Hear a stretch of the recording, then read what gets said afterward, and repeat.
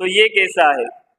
دیکھیں رسول کریم صلی اللہ علیہ وسلم نے ارشاد فرمایا تمہارے مرنے کے بعد کچھ اعمال تمہارے لیے جو ہے صدقہ جاریہ بنتے ہیں، اسی طرح کچھ اعمال گناہ جاریہ بھی بنتے ہیں۔ صدقہ جاریہ کیا ہے؟ اچھا عمل جو چلتا رہے گا آپ کو ثواب ملتا رہے گا، اور گناہ جاریہ کیا ہے؟ کوئی گناہ کا عمل جب تک چلتا رہے گا آپ کو گناہ ملتا رہے گا۔